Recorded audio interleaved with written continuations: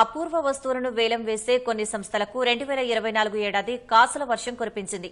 కొన్ని కళాఖండాలు వేలంలో వందల కోట్ల రూపాయల ధర పలికి అందరి దృష్టిని ఆకర్షించాయి.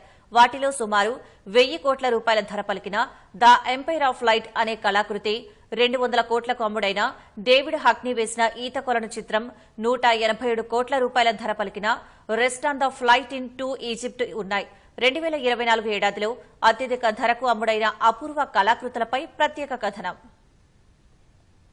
2024లో అద్భుతమైన కళాఖండాలను వేలం వేశారు. వాటిలో ఇటీవల వేలంలో అమ్ముడైన ద ఎంపైర్ ఆఫ్ లైట్ అనే కళాకృతి ప్రత్యేక ఆకర్షణగా నిలుస్తుంది. బెల్జియం కళాకారుడు రెనే మగ్రిట్టే తీర్చిదిద్దిన ఈ పెయింటింగ్ ఈ ఏడాది వేలం నిర్వహించిన వస్తువుల్లో అత్యధిక ధర పలికింది. న్యూయార్క్ లో క్రిస్టీస్ సంస్థ నిర్వహించిన వేలంలో ఆ కళాకృతి సుమారు 1000 కోట్ల రూపాయలు పలికి రికార్డు సృష్టించింది. ఈ ఏడాది జరిగిన వేలంలో ఇదే కాకుండా మరికొన్ని అద్భుత కళాకృతులను మంచి ధరకు ఔత్సాహికులు సొంతం చేసుకున్నారు. వాటిలో ప్రముఖ ఆర్టిస్టు డేవిడ్ హాక్నీ వేసిన కాలిఫోర్నియా ఆర్ట్ కూడా ఒకటి.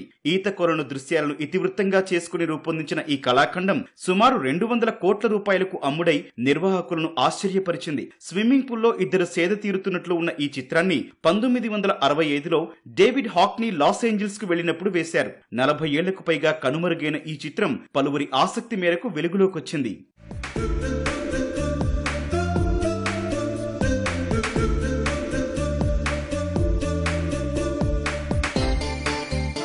క్రిస్టీస్ సంస్థ వేలం వేసిన మరో అద్భుత చిత్రం rest on the flight in to Egypt.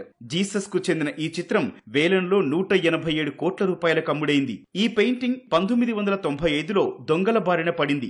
7 ఏళ్ల పాటు ఎక్కడా ఈ చిత్రం కనిపించలేదు. అనంతరం ఆ దొంగలతో చర్చించి వారికి కొంత మొత్తం నగదును ముట్టజెప్పడంతో వారు ఆ అపూర్వ చిత్రాన్ని తిరిగిచ్చినట్లు వేలం నిర్వాహకులు తెలిపారు. వేలంలో అమ్ముడైన మరో అద్భుత పెయింటింగ్ ను రెడ్ కార్పెట్ పై గిటార్ థీమ్ తో పాబ్లో పికాసో తీర్చిదిద్దారు. పలు రకాల ప్రత్యేక రంగులతో రూపొందిన ఈ చిత్రం వేలంలో 114 కోట్ల రూపాయల ధర పలికింది. నీటిపై వసంతకాలంలో ప్రకృతి సౌందర్యాన్ని తెలిపేలా ఉన్న క్లాద్ మోనే వేసిన మరో అద్భుత చిత్రాన్ని వేలంలో 82 కోట్ల రూపాయలను వెచ్చించి ఔత్సాహికులు సొంతం చేసుకున్నారు.